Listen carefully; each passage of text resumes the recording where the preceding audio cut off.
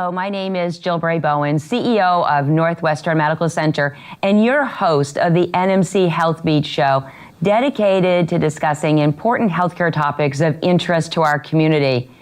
Today is a great one. I'm joined by Jonathan Newhard, who is the sous chef on our restaurant and catering team, and his assistant, Kate Lattison, who is with us today from Community Relations. And we're going to be cooking with quinoa today. Yeah. So I'm really excited to get started with that, because I think we're going to take some of the mystery out of what is quinoa and what do you do with it. Yeah, I hope so. So thank you both for being here today. Excellent. So I know that you've been on the show before, but maybe, John, if you could give us a little bit about your background again, just in case folks haven't seen your most interesting shows. And of course, Kate, what you really do at the hospital would be fantastic. So let's start there, and then we'll jump into our show. Sure. Well, I'm John Newhard, and I'm the sous chef at Northwestern Medical Center. I've just started my 4th year there, and I love it. It's great. There's such a wide breadth of things I do there, from taking care of patient food needs to taking care of the cafeteria, helping out with that, which is just busy, busy, busy, and helping out with some of our special catering options that we do too, in-house, and some of our off-property things as well. Yes, so it's a lot of fun. And I'm Kate Lattison. I work in community relations. I don't do that much cooking in my job, but one of the beautiful things about my job is that I do get to work with people from all around the organization, including the restaurant and catering team, which is just an amazing group of people. And she really cooks at what she does, too. Thanks, Joe. Oh, you guys. It's going to be fun already. So, all right, so we got a lot to do in a short period of time. Yes. Right? So, first off, tell us about quinoa and kind of take the mystery out of it, because we see it in restaurants and things. So what is it, and what's the value of quinoa? Yeah, well, we serve quinoa pretty regularly at the hospital because it's really great, healthy food. And I've had a lot of people come to me and say, you know, I would never make that at home. I'm so glad I can get it here because it seems so hard.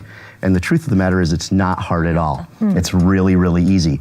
Quinoa is thought of as a grain, though technically it's a seed. It's the seed of the goosefoot plant, which doesn't nearly sound as pretty as saying quinoa. We're having goosefoot for dinner tonight. Well, quinoa is hard to say. So maybe goosefoot is easier. Do mispronounce it.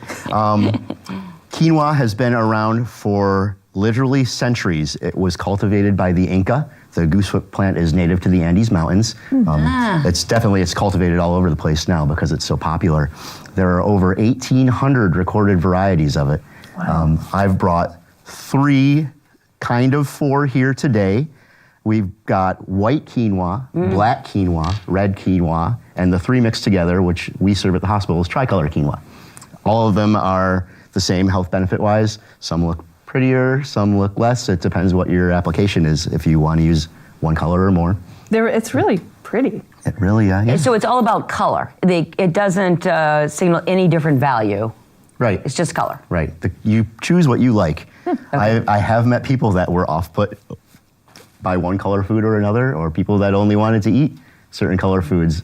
Strange as it may seem, I have actually met a couple people like that in my travels. Wow. So there's an option for people like that, which is kind of neat.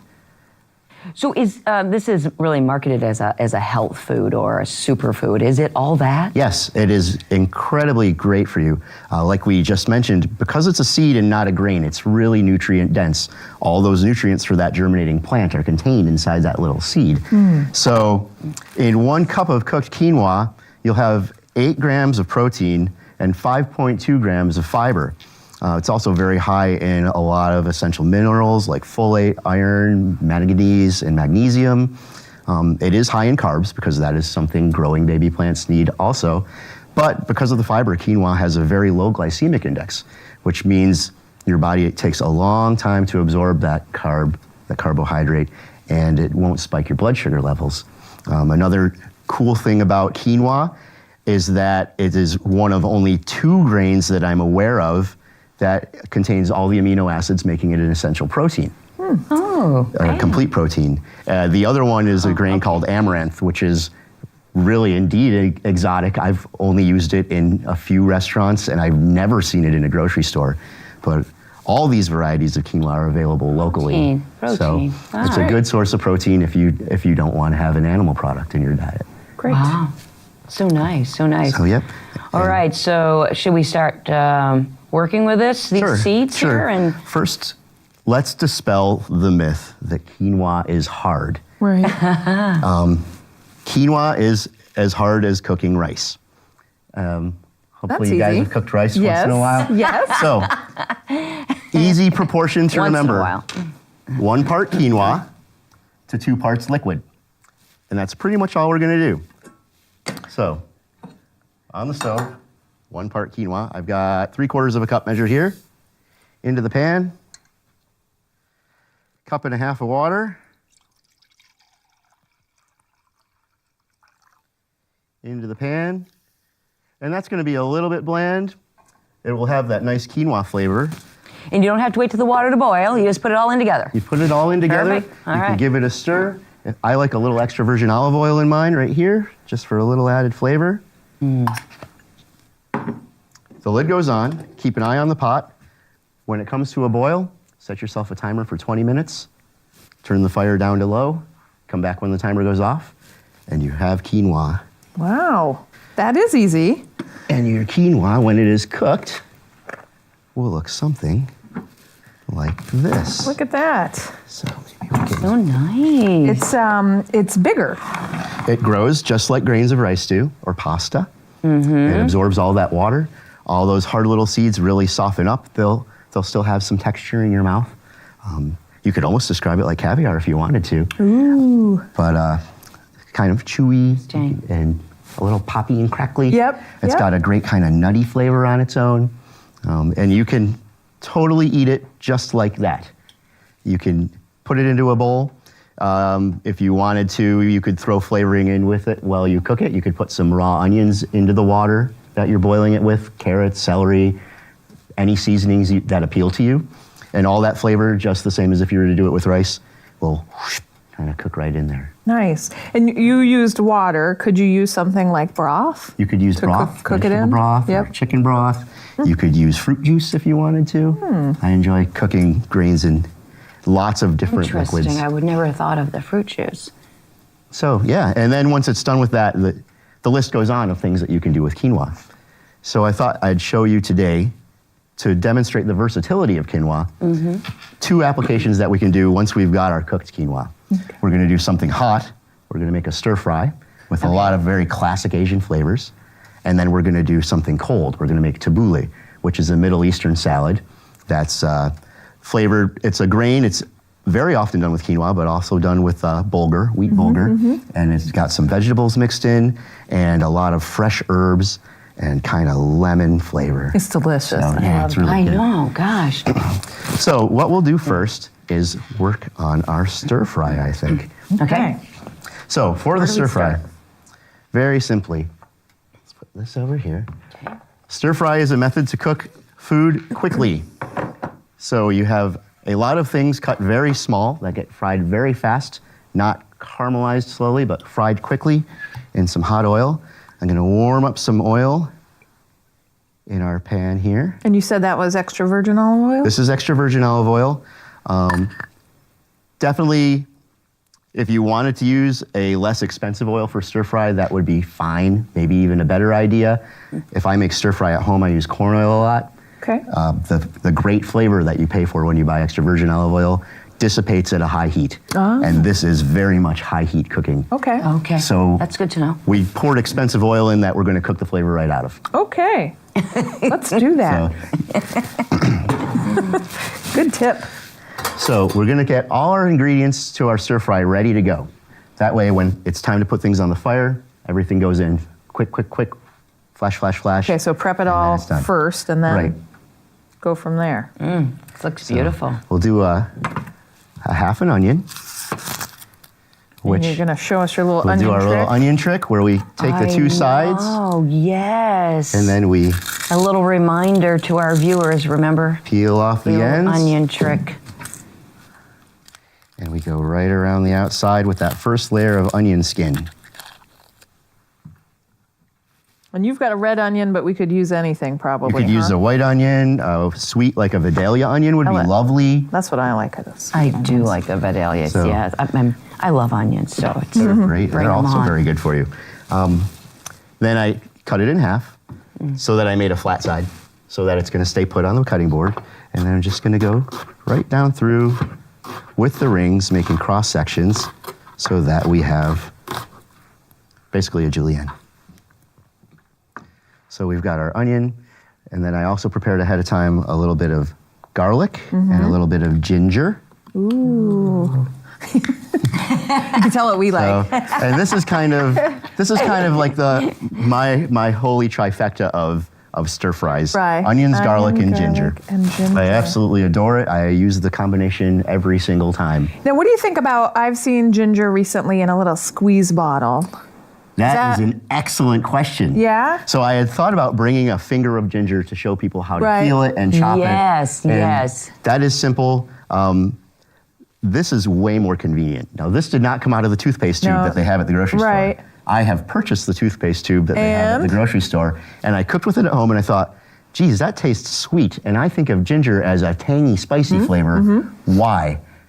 Then I turned it around, and I read the ingredients on our commercially prepared food that is a processed thing, So they added something to it? Maltodextrose as a preservative. And of course, anything that ends in "ose" is sugar. Yep. So they put sugar into my ginger. Good to know. And, sugar is something I personally try and watch in my diet. I try to, keep low on the carbohydrate spectrum. So here I am talking about quinoa, right? Our big carb. Well, let's not add more. So we'll put in, this ginger actually it did not come from a toothpaste tube. I did turn it around and read the ingredients. But it came out of a big tub that we use at the hospital. So nice. It's not something that's really available at like your local grocery store. But if you want processed ginger, shop around, just pick up and read the label. Take a look at the ingredients. Okay, good advice. It's really easier to do. All right, so we'll start by getting our onions sizzling right like that. And you did such a nice job of cutting them, but if we didn't get the, cut as beautiful as you, it doesn't matter. We're just putting these. It's all gonna get mixed together in a stir fry. Now I'm gonna let this go and start softening a little bit. Okay. While that's going to start softening a little bit, I'm gonna start warming some of our quinoa. Now, when you make a stir fry, you could most definitely mix everything in together right at the end. But because I want it to look pretty, I'm gonna warm up the quinoa separately, and then we'll make a bed of quinoa on our plate and pour our stir fry over the top.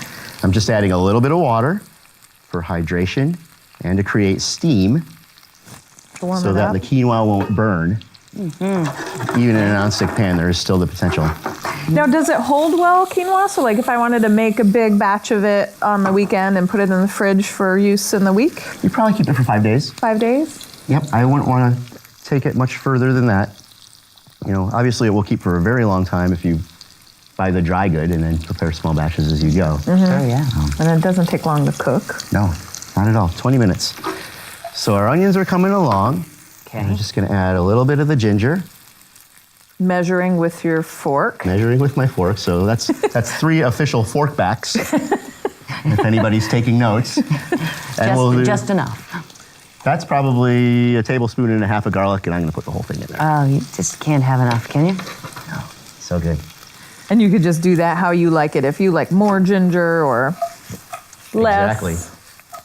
A lot of times when I'm talking about food with people. Oh, yes. It's all on the wrist. Yes, I can. No, I wouldn't want to show you up, John. Okay. Well, I appreciate you saving my pride. I don't know about that. Oh, it smells good. So yeah, you can smell that cooking. All those flavorful oils start working right away. So this is gonna go a little bit. Okay. Next thing I'm gonna do is work on the ingredients for our sauce. Okay. So I have 3 ingredients for our sauce. We have orange juice, which is citrus is a good flavor to use in Asian food. There's actually a classic Japanese sauce called ponzu that's a different citrus plant than an orange, but ponzu is this citrus fruit and soy sauce mixed together. And if you were in the Asian food aisle at Hannaford's, you can buy bottles of ponzu pre-mixed. Once again, you don't know what's in it, maybe something else, maybe they put some sugar. And this is tamari, and tamari is gluten-free soy sauce. So if somebody is on a non-gluten diet, Not only is the tamari gluten-free, but also hand in hand with our quinoa, which is gluten-free. And the last thing we're gonna do is we're gonna add a thickening agent. So this is cornstarch. Cornstarch is also another thing that's very common in Asian food to use as a thickener for your sauces. And what you need to do when you're working with it is you need to mix it into your liquid while it's still cold. Oh. Otherwise, you will get little lumps of cornstarch. Oh. So I'm just gonna put a little bit in the tamari here. Know. It is. I have just learned to like the lumps. Yeah. Kind of like, just like Grandma used to make. Yes, exactly. So we'll put Mix a little it bit in here. cold. And this is something where you may want to consult a recipe if you're new to mixing. This is called a slurry, making a cornstarch slurry, to get your proportion of cornstarch to liquid correct. So what we're gonna do in this case is start with a little bit of orange juice and add all the tamari. And if it gets to be thicker than we want, we'll just add more orange juice. Oh, and then that's good. I like we'll that get approach. to where we like. So I really love and prefer showing people techniques versus following a cut and dry recipe. Right. And we've talked about that a couple times. Yeah. So over here, Oh boy, that's so we're looking starting to good. get a little caramelization on the garlic. You can see the little brown flecks. Yep. Yeah, And a little bit on the onions. So we're ready to add our liquid. We'll start with our orange juice.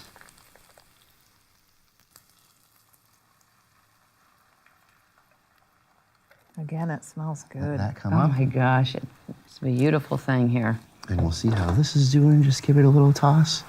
So see, it's not really, it's kind of drinking up that water that I put in there. It's just starting to steam. Yep. And really all we're doing is warming it through. It's all cooked, seasoned, ready to go.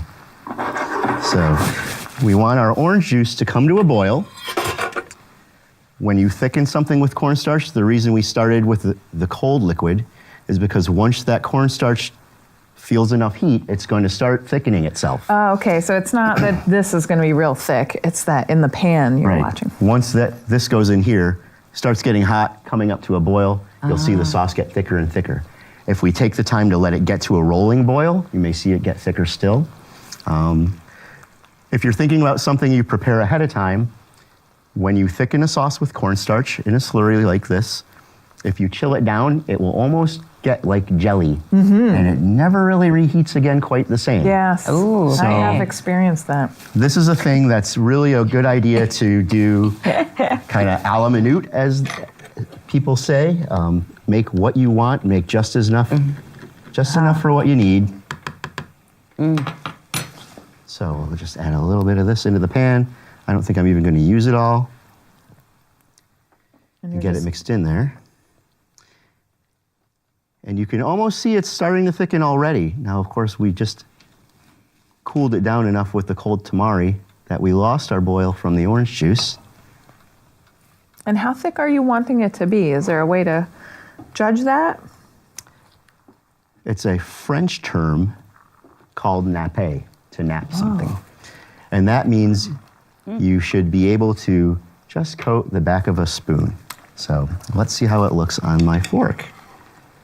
See how Yes. it's sticking a little? Yeah. Now, another thing that you can do is look at the size of the bubbles that are created here. You can Okay. tell it's getting thick by the size of the bubbles. Yes. And as we come to the boil, Oh yeah, you can really see it thicken up. I always learn so much from John.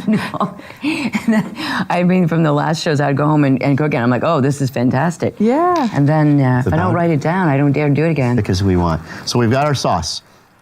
Okay. Our onions, our ginger, our garlic are flavoring our orange juice and our tamari.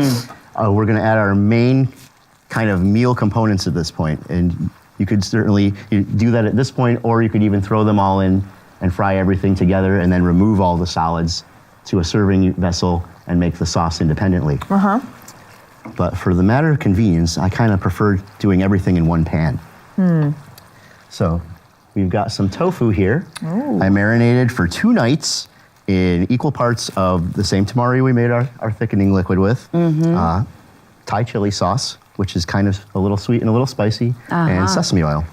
So we're gonna just add a little bit of tofu in here. And I left some of the marinade in the bowl because I wanted the flavor to keep on going even while we were in transit here. So I'm gonna sort of hold that back because I don't want to thin out the sauce that we've already worked on creating. Wow. Tofu is a product that is already cooked. You could most definitely, though I wouldn't really recommend it, open the package and eat it cold. And is this firm or extra firm tofu that you have? This is extra firm tofu. Extra firm, okay. I really like working with extra firm the best, unless I'm doing an application where I'm trying to simulate something like scrambled egg, in which case I would use silken tofu. Okay, yeah, makes sense. So that's going. Because tofu is already cooked as part of the process of its creation, we don't need to worry about anything more than warming it through. Okay. Okay, it's completely edible. And then we've Ready to go. some shredded carrots, which are easy enough to do on the grater. You can purchase them in the section of the grocery store where the salad greens and the carrot sticks frequently are. We're gonna put those in. Some nice crunch. Exactly. So trying not to cook it down to be completely soft. And cashews, which I absolutely love. Me too. So we'll put all those in, and really all we're gonna do, just like we were talking about when we put the tofu in, mix everything together Oh my goodness. and let it get hot. Do that. usually- Ooh, good Did catch. I catch them all? You did. Oh my, yes, yes. All right, meanwhile, we got some bubbles starting on the side of our warm quinoa. Maybe I should have brought a big pan for this too. It smells good. It looks good. So yeah, it smells good, it looks great. It's fast, I don't know how long we've been here, but Not long. we are almost ready to eat. I mean, dinner for the family is ready. So it's that Yeah. quick, you know? That's great. It is fantastic. It really, really is. So let us serve. The best part. I know. We get treated. So I'm gonna Special take our dish. hot quinoa and just lay it right down in the middle of our plate. Look at that. Sweet. And then I'm just gonna kind of make a little bit of a well here.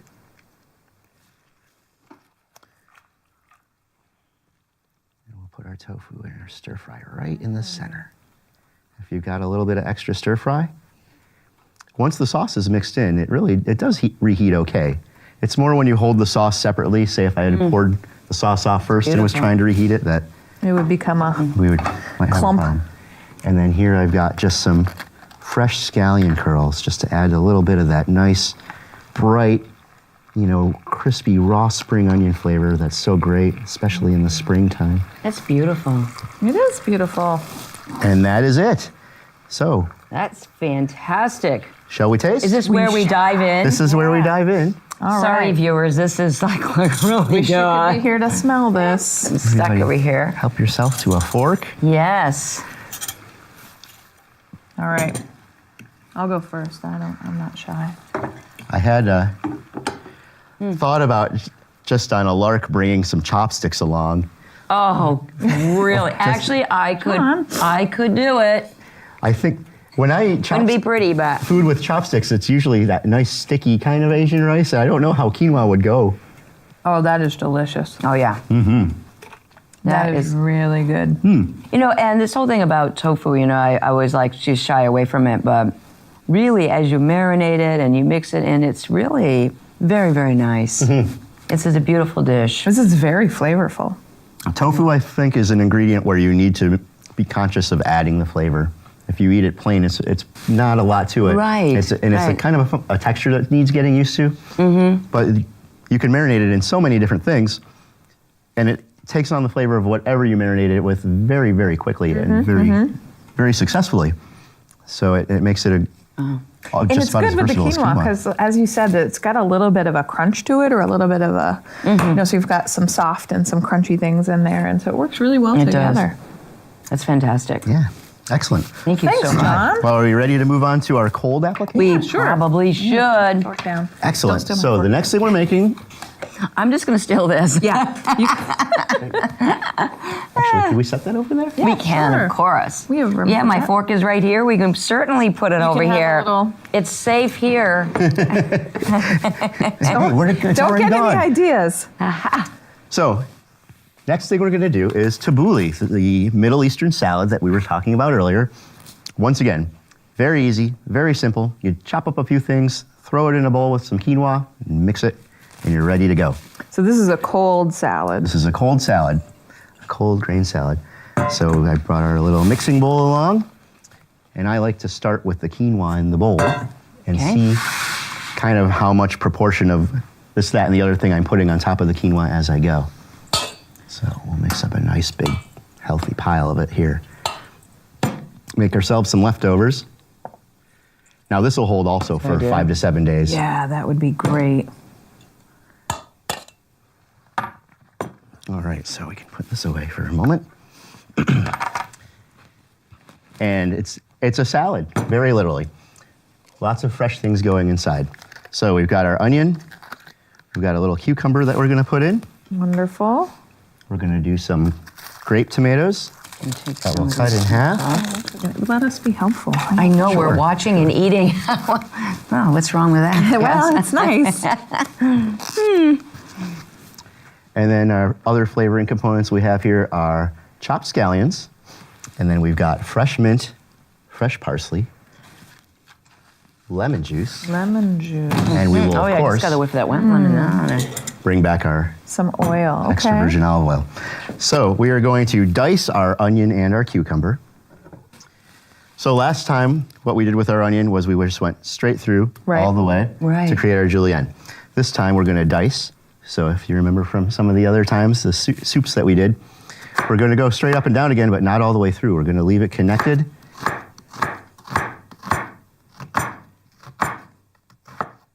And we're probably not even going to need the whole half of the onion. So we're going to turn it 90 degrees, so all our slices are perpendicular to our knife, and go straight down the other way. And because it's held together on the end, it just works beautifully, right? Yes, I think that's So probably nice. good. Kind of loosen that up a little bit, and we can take that away. I'm getting better at that, John. And our cucumber is kind of the same principle. Right? Have you been practicing? I have been practicing. Awesome. Yeah. Oh, you're such an A student. That's great. I didn't say I was good, but I've been practicing. Gotta work. You want to be Sous Chef. I know. I'm working up to Sous Chef. So, cucumber, Sue. straight up and down. Very much like doing an onion. And now we're going to take these almost like planks, Yep. and we're going to cut them into sticks.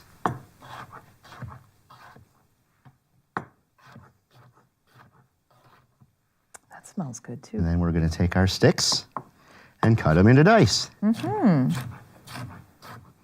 So fresh. Voila. I like it. And then we'll take our tomatoes. And when I make salad, I like to cut my cherry tomatoes. So I'm Yeah, just they can be pretty big. through one direction and then across the other. Also, you don't pop one with your teeth or your fork and get the juice squirting Yeah, everywhere that's- this way, you know? That is something I would do for sure. It's a little cleaner this way. I'm really great at Making a squirting mess? tomato juice all over my shirt when I'm in a restaurant. So when I have the choice and I'm cooking for myself, I always cut them. Make it easier. Even late at night in my PJs making a salad in front of the TV before bed, I still cut my cherry tomatoes. And let's do one more. Why not? So there we go. Get some nice colors there. Exactly. That is our prep. Well, that was easy. Done and done.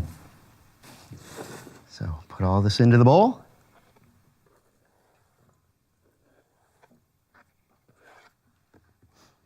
A big part of tabbouleh and what tabbouleh is and making tabbouleh itself is the abundance of freshness, and that comes from a lot of herbs. So we've got scallions and lots of parsley. Is that a particular kind of parsley, John? It's curly leaf parsley. curly leaf. Yep. They're very similar to one another. You know, flat leaf, I think, does have a little bit more pronounced parsley flavor. I never know. I'm like, was one different than the other? Can I just use any of them? This is our fresh mint leaf. Ooh. And then we'll add our lemon juice all around. Do you think that's about a cup? You did Oh, your probably, special measuring again. That was probably a half a cup. Half a cup? Yep, Okay. not very much. Ish. Special measuring again. Now for this, we're gonna want more than just a drizzle. So I'm gonna take the top right off so we can go to town. So we'll do maybe a cup there. So it's really a simple vinaigrette. Great rule of thumb for a vinaigrette is 1 part acid to 3 parts oil, Okay. assuming you're using a great oil.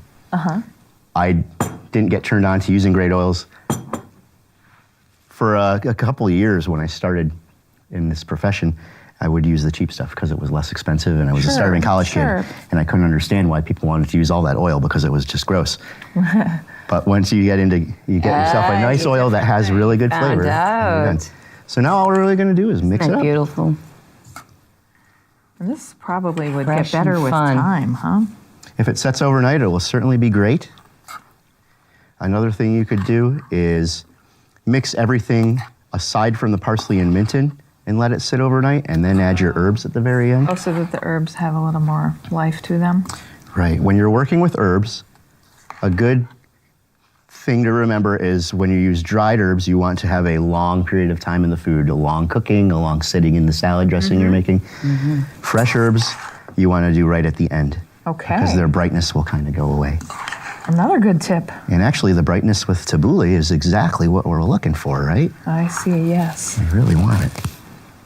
So, That looks so beautiful. So let's see simple, if so we can serve beautiful. it in this. A little nice serving bowl to take to the table. This would be a great salad during hospital week, John. I think we have a version of tabbouleh in the running. In the running. I love that. We're still narrowing things down a little bit.